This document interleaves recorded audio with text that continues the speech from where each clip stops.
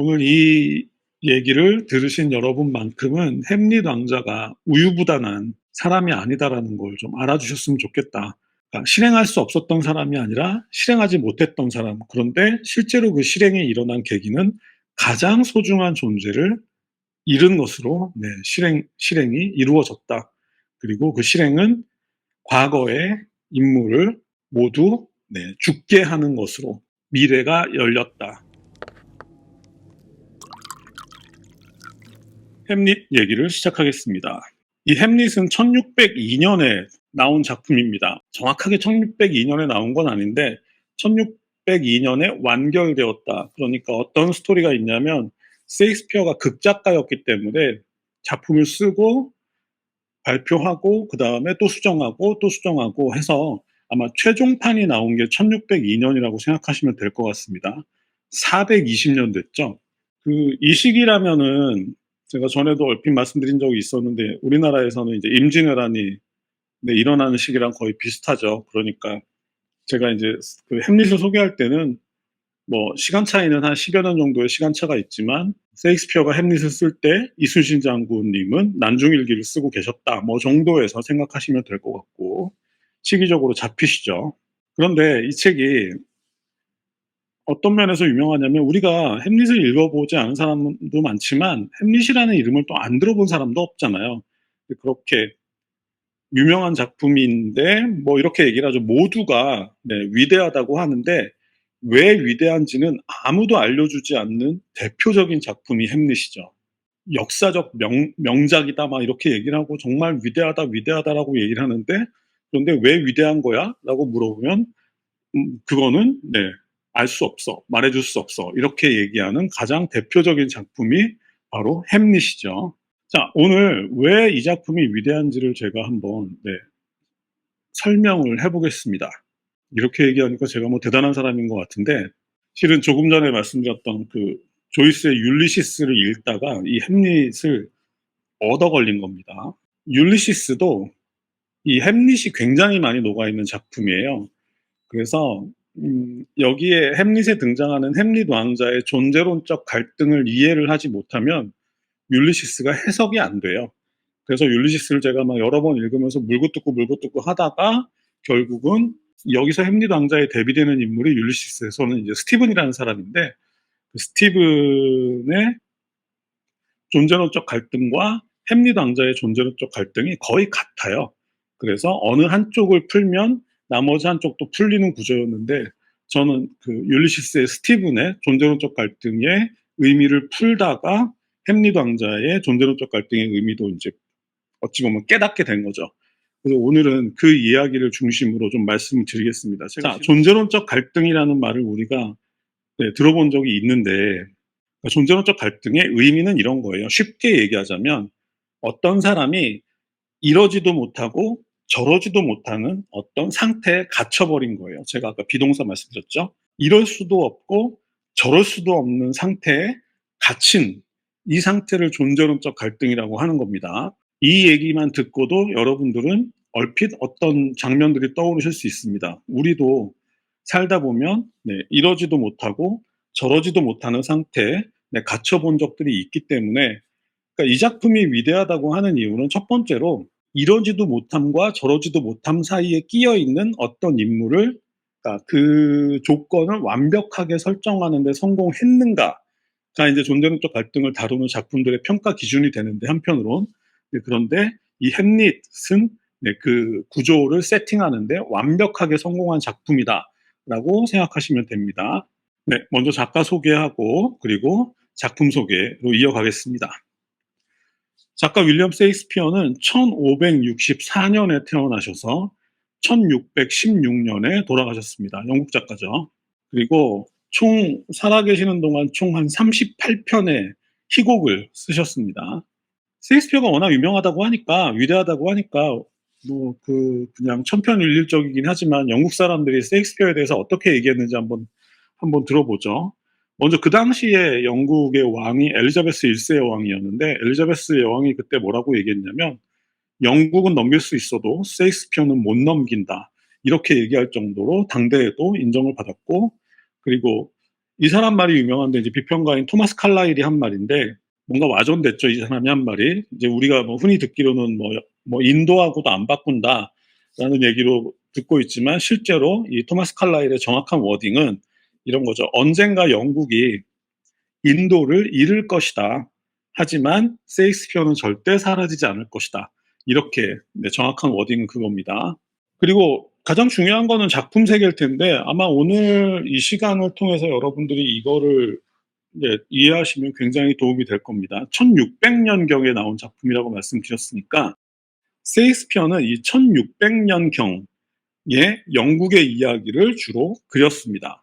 그런데 1600년경의 영국이라는 시대적 배경이 굉장히 중요하겠죠. 자, 1600년대 영국의 시대적 배경이라면은 이런 겁니다. 그 전까지는 우리가 중세라고 부르죠. 참고로 이탈리아에서 시작된 르네상스가 영국으로 들어오는데 50년이 넘게 걸렸습니다. 그러니까 이미 이 당시면은 이 시대면은 이제 그 이탈리아에서는 뭐 당연히 르네상스가 당연한 것이 되었겠지만 1600년경에 영국에서는 이 르네상스적 가치와 기존의 가치가 막 충돌을 시작한 지점이었습니다. 기존의 가치와 르네상스적 가치의 충돌이라는 걸 좀 쉽게 얘기를 하자면 기존의 가치는 그거죠. 중세적 가치. 중세라고 하면 먼저 그 종교가 지배하는 사회, 그 다음에 왕권이 지배하는 사회, 그래서 종교와 왕권이 결합된 사회, 이것이 중세적 가치라고 생각하시면 되고, 르네상스적 가치는 우리가 뭐 예전에 교과서에서 본 적이 있는 인본주의. 그러니까 종교적 가치라는 건 결국 신에 의한 사회인 거고, 인본주의라는 거는 인간의 존엄성을 깨닫기 시작했던 그런 시기라고 보면 되겠죠. 나중에 이게 점점 커지죠. 그리고 신이 이제 사라지는 것까지 나오는데 어쨌든 이 당시 영국은 그런 중세적 가치와 인본주의적 가치가 충돌을 하는 그런 지점이었다. 그래서 세익스피어는 이 시대의 영국과 영국 사람들을 주로 그렸다. 뭐 리어 왕이 됐건 오셀로가 됐건 어떤 등장인물이 등장하더라도 사실 세익스피어가 그 작품에서 표현하고 있는 것은 이 두 가치의 충돌이었다. 이런 거죠. 중세적 가치를 대표적으로 좀 뭐 개략적으로 말씀드리면 인간은 사는 동안 이제 고생을 하면서 살다가 되게 어렵게 살지만 내가 착하게 살고 뭐 왕이나 뭐 아니면 뭐 주교의 말을 잘 듣고 착하게 살면 죽어서 천국에 갈 거야. 이게 이제 중세적 가치의 핵심이라고 볼 수 있고 르네상스적 가치는 아니야. 내가 살아 있는 동안 나는 내 삶을 즐길 거야. 인간은 모두가 존중되어야 해.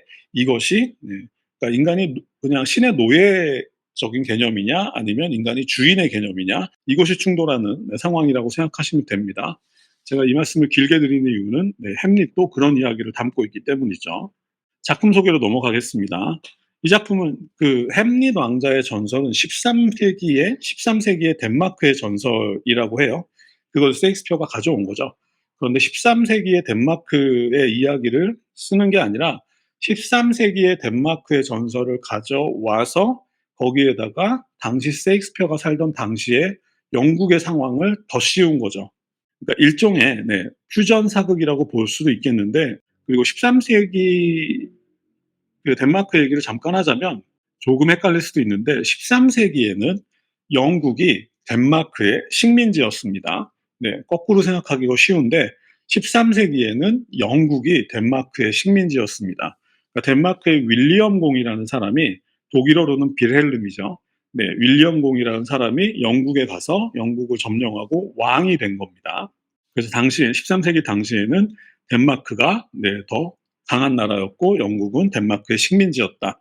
우리가 노르만 양식이라고 하잖아요. 노르만 양식이라는 게 결국은 그쪽 스칸디나비아 쪽 문화가 유럽으로 들어온 거를 말하는 건데 어쨌든 13세기에 영국은 덴마크의 식민지였다. 이걸 알고 계시면 좋을 것 같고 큰 줄거리를 말씀드리자면 독일의 비텐베르크 대학이라는 곳에 다니고 있던 덴마크의 햄릿 왕자가 아버지의 사망 소식을 듣고 덴마크로 돌아가서 겪는 일들을 다룬 작품입니다. 제가 아까 퓨전 사극이라고 말씀드렸는데 13세기의 전설을 배경으로 하지만 이 비텐베르크 대학은 1500년대에 생겼어요.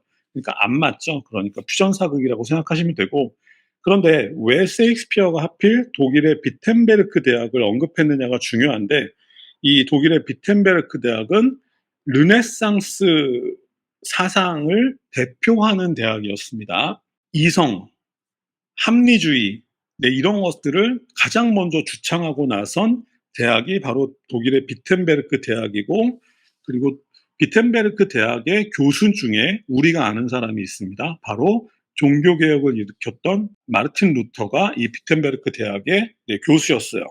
그러니까 종교개혁적인 그런 목소리까지도 수용할 정도로 당시 유럽에서 이성과 합리주의를 상징하는 대학이었고, 햄리도 왕자가 이 비텐베르크 대학 출신이라는 게 굉장히 중요하죠. 그러니까 이 얘기는 뭐냐면, 아까 중세적 가치와 르네상스적 가치가 충돌하는 지점을 다루었다고 했는데, 햄리도 왕자가 비텐베르크 대학 출신이라는 얘기는 햄리도 왕자는 르네상스적 가치 혹은 르네상스적 가치를, 네, 실현할 어떤 미래의 인물로 설정을 해버린 거죠. 이미 첫 부분에서 작가가.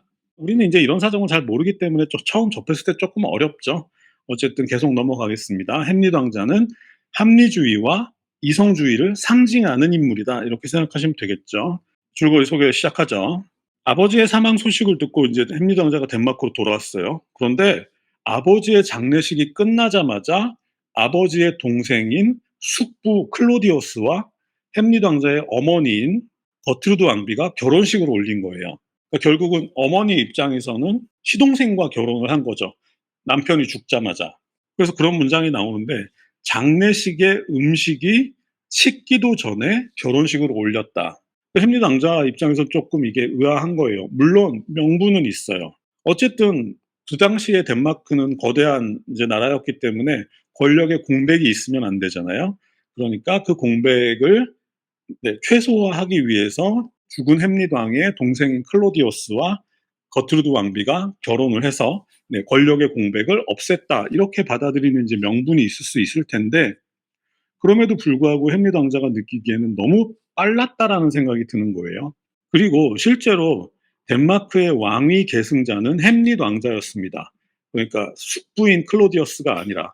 그런데 아마 이제 이런 것도 핑계를 댔겠죠. 햄릿 왕자는 아직 어리니까 햄릿 왕자가 어른이 될 때까지, 네, 숙부인 내가 대신, 네, 왕을 하겠다.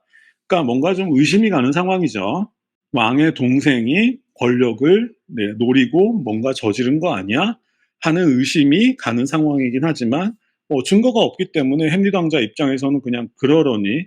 왜냐하면 여기서 햄릿 왕자 입장에서 뭔가 나설 수 없는, 이게 셰익스피어가 천재라는 건데, 모든 상황이 딱딱 막혀 있는 게 햄릿 왕자가 나설 수 없는 이유가 뭐냐면 어머니가 그 결정을 해버렸기 때문이에요. 네, 그래서 햄릿 왕자 입장에서는 뭔가 석연치 않은 상황이지만 어쩔 수 없이 받아들여야 되는, 네, 그 상황이죠. 이해되시죠? 하지만 어쨌든 이래저래 석연치 않은 상황인 거는 분명하죠. 그런데 그렇게 해서 약간 애매하다, 라고 생각하고 있을 때 아버지의 유령이 나타나죠. 아버지의 유령이 나타나서 이렇게 얘기를 해줍니다. 자기가 낮잠을 자는 동안 동생인 클로디어스가 자신의 귀에 독약을 흘려 넣어서 자신을 독살했다, 이렇게 얘기를 해줍니다. 그리고 나서 아들한테 내 복수를 해달라고 요구하죠. 그런데다가 이런 암시가 나옵니다. 이건 분명하게 나오는 건 아니고 암시인데, 어떤 암시가 나오냐면, 너희 엄마이자 내 아내인 거트루드 왕비는 내가 살아있을 때부터 시동생인 클로디어스와 불륜 관계에 있었던 것 같다라는 암시가 나옵니다. 그러니까 햄릿 왕이 살아있을 때부터 아내는 시동생과 불륜 관계를 맺고 있었고, 그러다가 시동생이, 내 동생이 왕을 독살하고 왕비와 결혼을 한 거죠. 근데 이 설정이 왜 중요하냐면, 이것도 율리시스에 나오는 얘기인데, 실제로 셰익스피어가 앤 해서웨이라는 이제 여자와 결혼을 하고 스트래포드라는 고향에서 결혼을 하고 살다가 셰익스피어가 혼자 런던으로 떠나요. 뭐 거기까지는 그럴 수 있어요. 그래서 런던에서 평생 혼자 사는데, 셰익스피어가 죽을 때 아내에게는 유산을 남겨주지 않아요. 그래서 사람들은 그 추측을 하는 거죠. 아마 셰익스피어의 아내인 앤 해서웨이가 셰익스피어의 동생들 중 한 명, 그 중에 리처드라는 사람일 것이다라고 이제 추측을 하는데, 셰익스피어의 동생 중 한 명과 불륜 관계를 맺었을 것이다. 그리고 셰익스피어가 이것을 눈치챘을 것이다라는 추측이 율리시스에 나옵니다. 그리고 그 증거로 햄릿을 들고 있죠. 남편이 살아있을 때부터 시동생과 바람을 핀 아내라는 설정. 이것은 셰익스피어 자신의 이야기이기도 하고, 그래서 이 햄릿에 그것이 쓰여졌을 것이다 라고 추측을 하죠. 율리시스에서. 어쨌든 이런 상황인 거죠. 형의 권력을 노린 동생의 음모가 있었고, 이것에 대한 왕비의 묵인이 있었다. 그런데 전체적으로 보면 공범이라고 말하기는 좀 뭐한 게, 그러니까 거트루드 왕비는 클로디어스가 형을 독살했다라는 것까지는 모르는 것 같아요. 다만 원래부터 불륜 관계에 있었기 때문에 클로디어스가 이 권력의 공백을 위해서 빨리 결혼합시다라고 했을 때 그것에 대해선 승낙을 한 거죠. 네, 원래부터 좋아했던 사이니까. 그러니까 거트루드 왕비 입장에서는, 그러니까 남편이 독살되었다는 사실까지는 모르는 상황이라고 생각하시면 되겠죠. 하지만 결혼하자라는 얘기에 대해서는 승낙을 하는 정도까지 있었다는 거죠. 그런 관계가 있었다는 거죠. 자, 유령의 말을 듣고 햄릿 왕자의 의구심은 다 풀렸죠. 삼촌이 아버지를 죽였구나. 자, 복수를 해야 되는 상황입니다. 왜냐하면 아버지의 유령이 복수를 해달라고 얘기를 했기 때문에. 그런데 참 셰익스피어가 천재적인 게, 햄릿 왕자가 아버지의 복수를 하기에는 너무 상황이 좋아요. 삼촌이 아버지를 죽인 방식으로 햄릿 왕자도 자기가 직접 죽여도 되고 누구를 시켜도 되는데, 그런데 그렇게 되면 이제 햄릿 왕자가 왕권을 차지하게 되는 거잖아요. 삼촌을 죽이면. 그런데 그러기에 햄릿 왕자가 주변의 여건이 너무 좋은 거예요. 첫 번째는 덴마크의 공식 왕위 계승자는 지금도 햄릿 왕자죠. 왕좌가 비었을 때는 당연히 햄릿 왕자에게 우선순위가 있는 것이고, 그리고 작가가 이런 이야기를 써놓습니다. 모든 덴마크 국민들이 햄릿 왕자를 다 사랑했어요.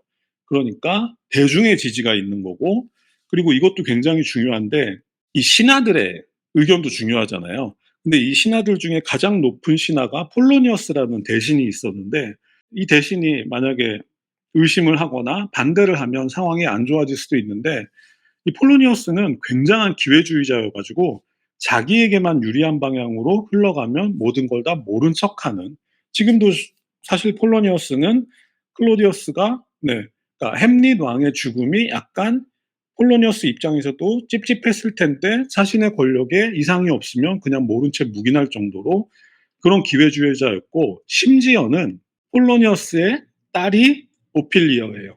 햄릿 왕자와 연인 관계인 거죠, 오필리어가. 그러니까 만약에 폴로니어스 입장에서는 햄릿 왕자가 왕이 되면 자기는 왕비의 아버지가 되기 때문에 너무 좋은 상황인 거예요. 이걸 다 셰익스피어가 세팅을 한 겁니다. 기가 막힌 작가인 거죠. 그러니까 햄릿 왕자가 복수를 하고 왕자를 차지하기에는 너무 최적화된 조건이었다. 이렇게 생각하시면 됩니다. 이게 작가의 세팅인데, 정말 기가 막힌 거죠. 그런데 이 지점에서 햄릿 왕자는 배운 사람이니까 심증은 있는데 물증이 없는 거예요. 그러니까 아버지가 복수를 해달라고 얘기를 했지만 실제로 아버지의 유령이 얘기를 한 거기 때문에 100% 믿을 수는 없잖아요. 그래서 물증을 확인할 수 없었기 때문에, 그러니까 유령의 말만 믿고 행동에 나서기에는 햄릿 왕자가 너무 합리주의자이자 이성주의자였던 거예요. 그러니까 물증을 확인을 해야 되는데, 이때부터 햄릿은 존재론적 갈등이 시작되는 겁니다. 그러니까 복수를 할 수도 없고 복수를 하지 않을 수도 없는 상태에 들어가는데, 이건 나중에 더 자세하게 말씀드리겠습니다. 이 지점에서 미친 척이 시작이 됩니다. 그러니까 햄릿 왕자는 이제 미친 척한 걸로 유명한데, 그러니까 근본적인 이유는 자신이 미친 척을 하면서 삼촌인 클로디어스를 관찰하기로 결심을 하는 거예요. 그때 등장하는 일화가 뭐냐면, 궁전에 이제 그 연극단이 찾아왔는데, 여긴 광대들이라고 하지만 그냥 연극단이라고 하겠습니다.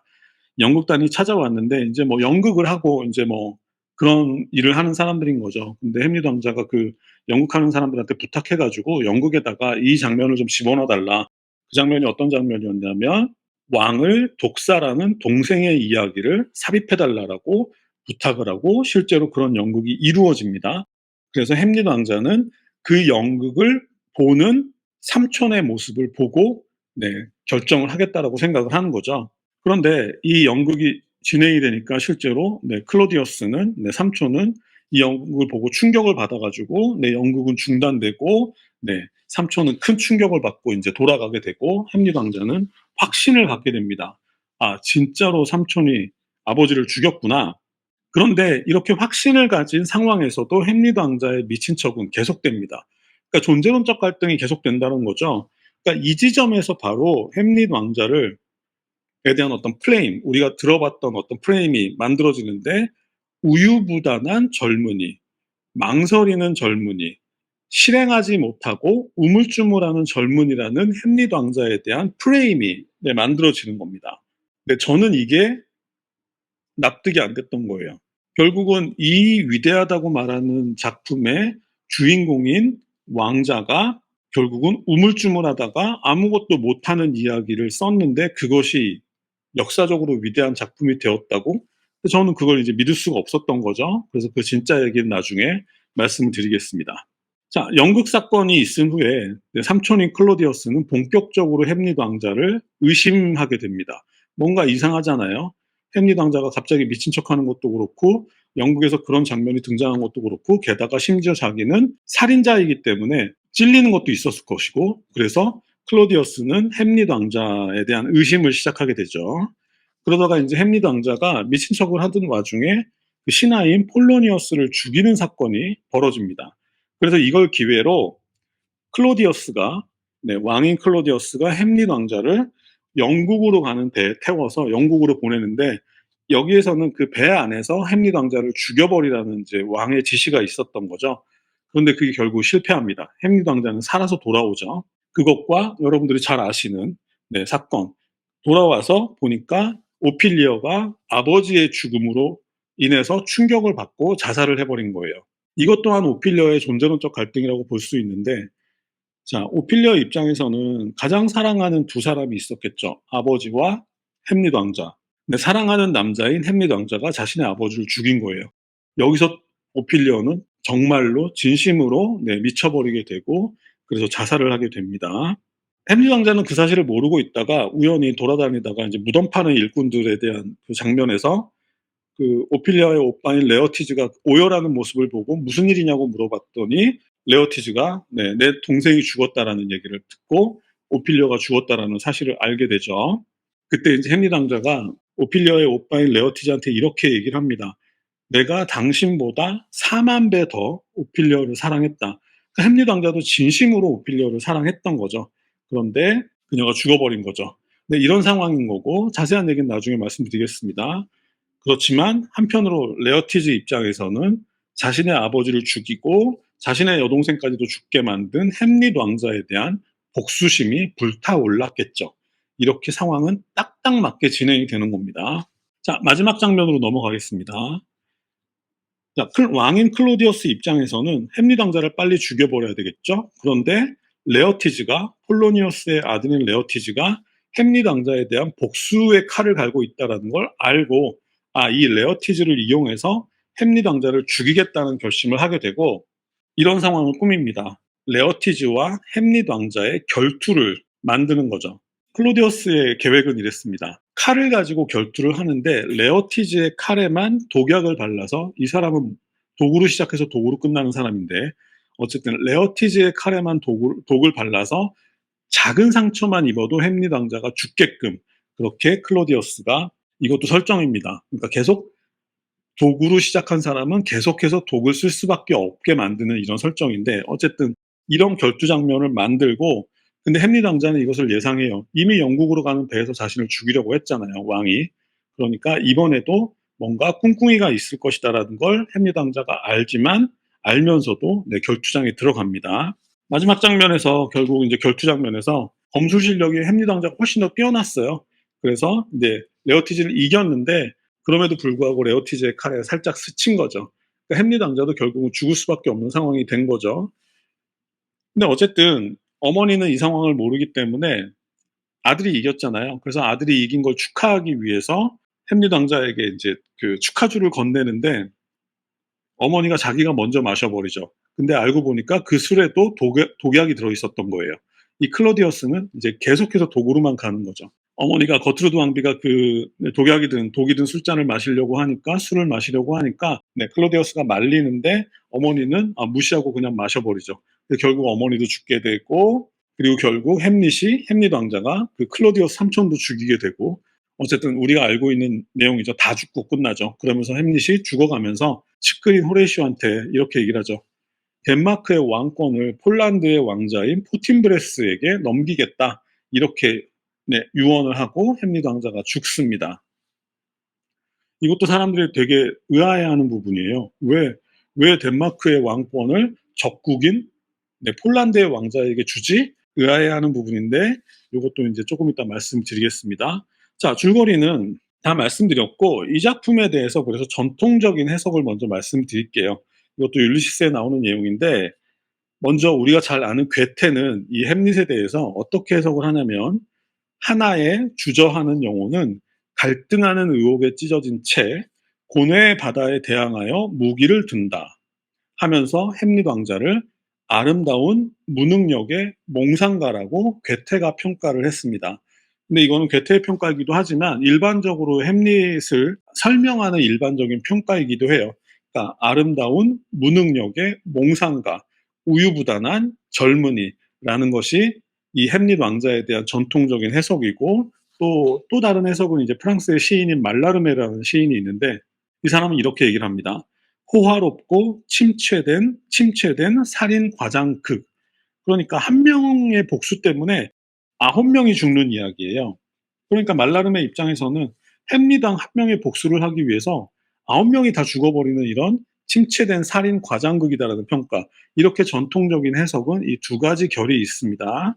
그러니까 결과적으로 이런 해석들을 통해서 복수를 망설이는 우유부단한 젊은이라는 프레임이 햄릿 왕자에게 씌워진 거고 아까 제가 말씀드렸다시피 저는 그것을 납득할 수 없었다라고 생각해서 이제 수년간에 걸쳐서 이유를 찾아본 거죠. 율리시스를 읽으면서 이제 제 해석을 말씀드리겠습니다.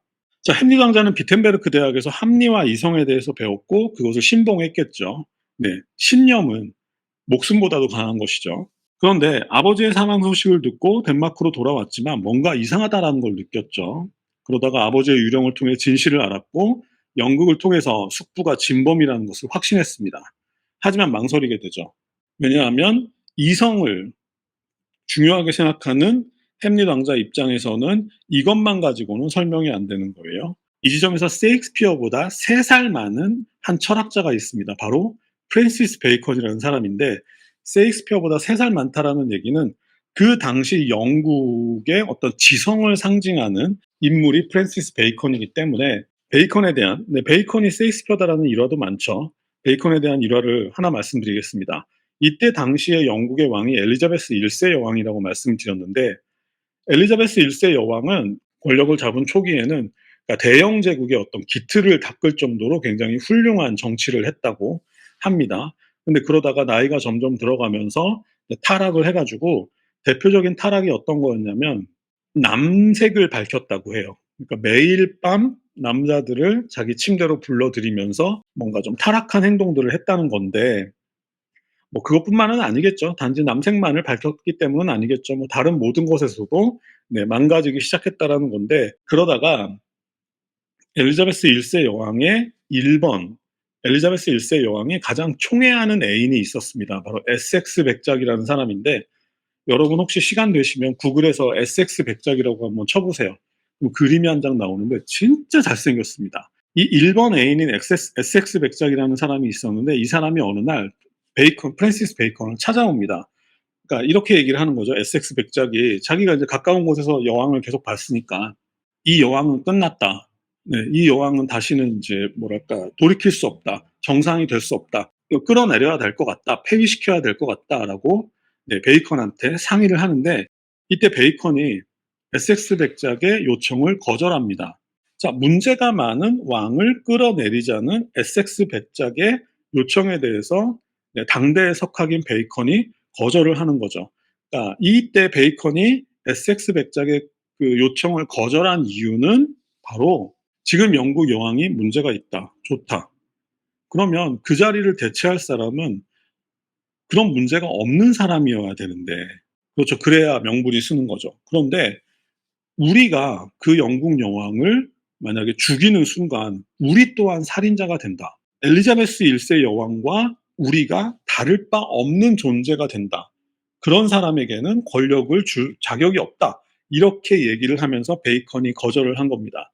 바로 베이컨이 셰익스피어다라는 말이 탄생하게 된 이제 중요한 일화인데, 베이컨의 말이 햄릿 왕자의 고뇌와 똑같기 때문입니다. 베이컨이 이렇게 얘기를 했죠.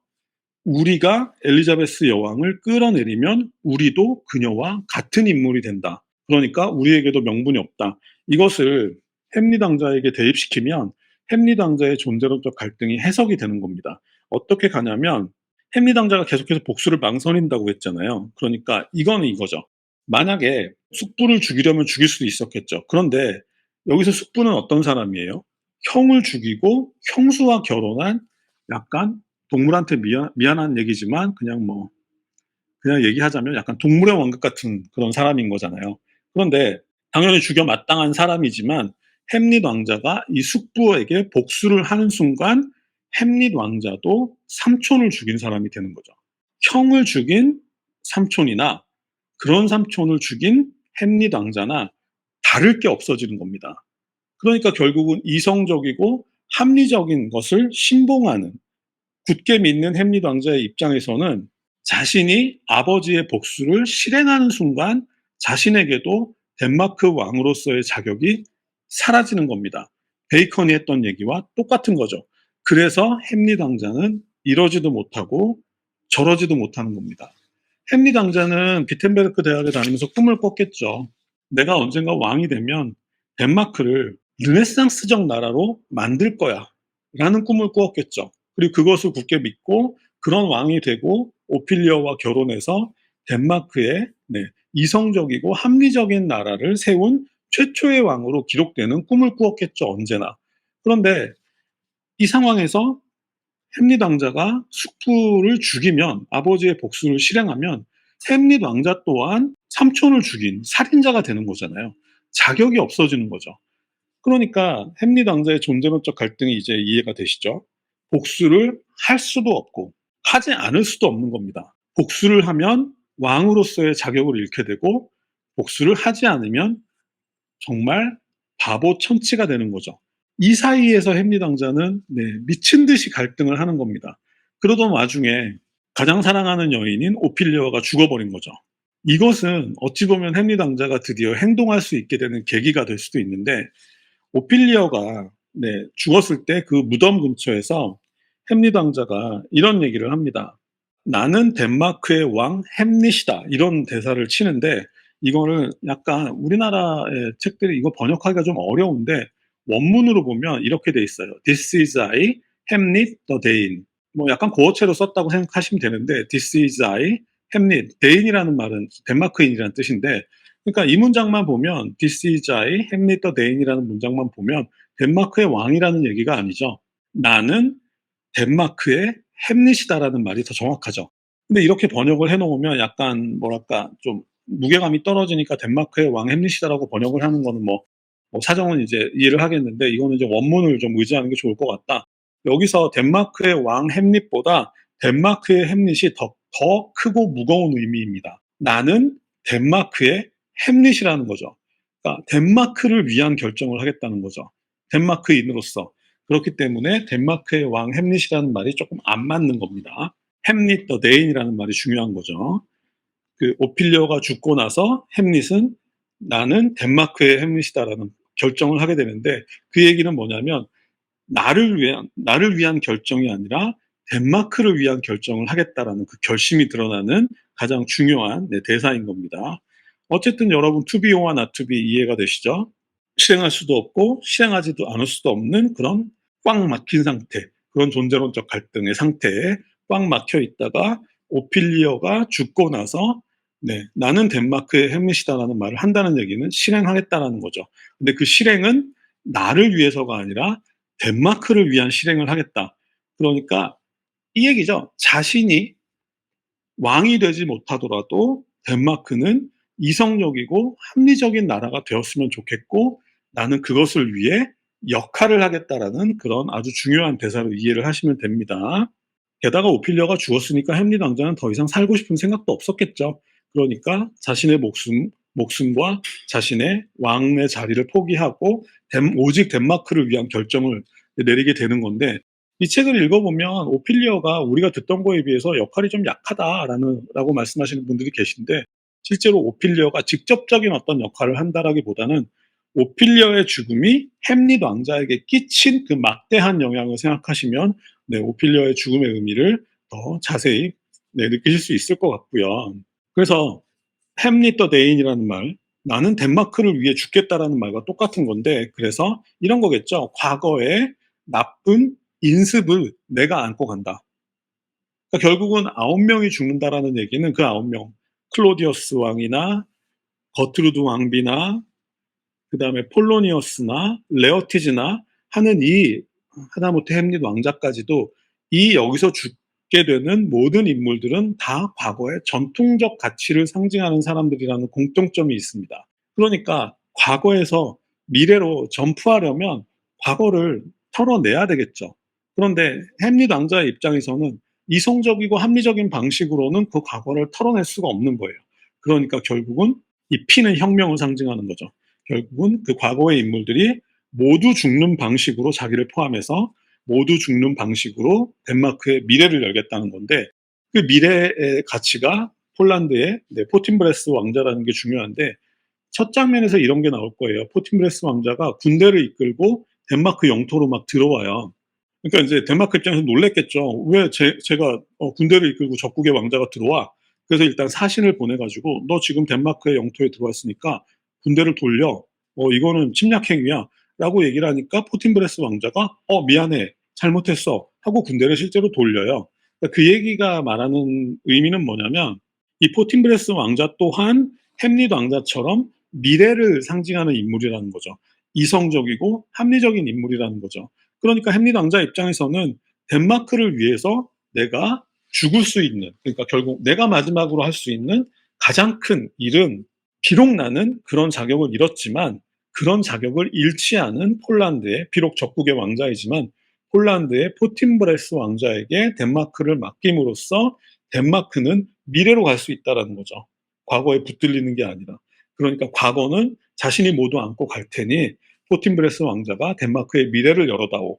그러니까 중세적 가치를 끝내고 이성과 합리의 시대를 열어다오. 이런 식으로 간접적으로 부탁을 하는 거죠. 그런 과정을 거친 끝에, 물론 제가 율리시스를 통해서 햄릿 왕자의 존재론적 갈등의 의미를 깨달았다고 말씀드렸는데, 이러지도 저러지도 못하는 상태라는 게 확 와닿았고, 그러니까 우유부단한 사람이 아니었어요. 나중에 레어티즈랑 결투할 때 보면 햄릿 왕자가 정말 검수를 잘해요.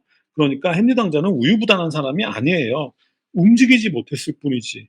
왜 움직이지 못했느냐를 깨닫는 게 저의 목표였는데, 결국은 복수를 하면 자신도 삼촌과 똑같은 사람이 되는데 왕좌에 앉을 자격이 없다. 이게 너무 마음이 아픈 거예요. 그러다가 이제 나중에 베이컨이 똑같은 얘기를 했다는 것도 알게 되고, 아, 그랬었겠구나. 그러니까 결국은 베이컨이 한 얘기와 셰익스피어가 한 얘기는 똑같구나. 그러니까 엘리자베스 여왕이 아무리 문제가 많아도 그녀를 함부로 끌어내릴 수 없는 이유는, 그 행위를 하는 주체자 또한 심정적으로든 아니면 물적으로든 그 행위를 하는 주체자 또한 그녀와 똑같은 사람이 되기 때문에 그 사람도 자격이 없어진다라는 뭐 그런 얘기들. 그 당시에 이제 이성적이고 합리적인 나라를 만드는 게 얼마나 어려운 일이었는지, 그런 것에 대한 어떤 작가의 고뇌, 또 프랜시스 베이컨의 고뇌, 이런 것도 좀 많이 느껴졌던 것 같고, 그리고 얼마나 이 작품이 역동적인 작품인지, 결국은 삼촌인 클로디어스는 햄릿 왕자를 계속 죽이려고 하고, 그러다가 햄릿 왕자가 실수로 오피리어의 아버지를 죽이고, 그래서 그것 때문에 오피리어가 자살을 하고, 미쳐서 자살을 하고, 그것을 통해서 햄릿 왕자가 뭔가 결심을 하게 되는 거죠. 드디어 실행할 결심을 하게 되는 거죠. 그러니까 햄릿 왕자 입장에서는 끝까지, 인간이라면 끝까지 그런 고민을 했겠죠. 내가 자격을 유지한 채로 왕좌에 올라가서 오피리아와 함께 미래의 덴마크를 열어가는 그 희망을 끝까지 놓을 수 없었겠죠. 인간이니까. 그런데 그 희망을 마지막으로 마침내 놓은 순간이 자신의 가장 소중한 존재를 잃은 것을 계기로 자신의 꿈을 접고 이제 내 꿈은 이룰 수 없으니 내 목숨을 덴마크를 위해 바치겠다. 이렇게 결심을 하는 거죠. 그래서 400년 이래 가장 위대한 작품이 된 거죠. 제가 내리는 결론은 이겁니다. 셰익스피어는 천재다.